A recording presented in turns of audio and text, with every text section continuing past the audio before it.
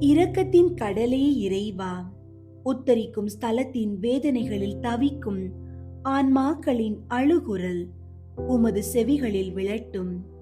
அவர்கள் மண்ணுலகில் வாழ்ந்தபோது உமது கட்டளைகளை கடைபிடிக்க தவறிய தருணங்களையும் பலவீனத்தால் விழுந்த நேரங்களையும் உமது பேரன்பினால் மன்னித்தருளும்.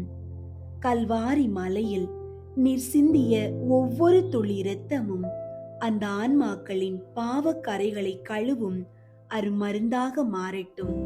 தனித்து விடப்பட்ட ஆன்மாக்களின் தேற்றரவி, குறிப்பாக உலகில் எவராலும் நினைக்கப்படாத, யாருடைய ஜெப உதவியும் இல்லாத கைவிடப்பட்ட ஆன்மாக்களுக்காக நாங்கள் மன்றாடுகிறோம்.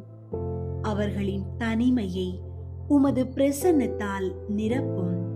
அவர்கள் அனுபவிக்கும் ஒவ்வொரு நொடி வேதனையும் உமது திருமுகத்தை தரிசிக்கும் போது அடையும் மகிழ்ச்சியால் மறைந்து போகட்டும்.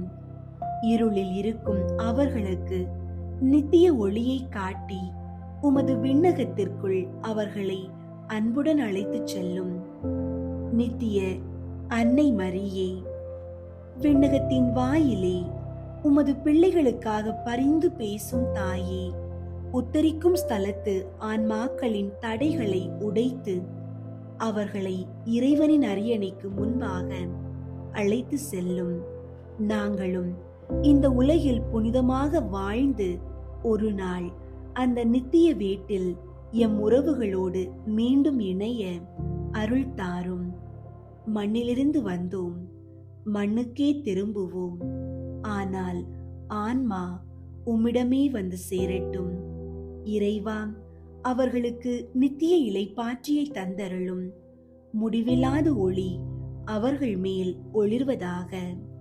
அவர்கள் இறைவனின் இரக்கத்தினால் என்றென்றும் அமைதியில் இளைப்பாற கடவர். ஆமீன்.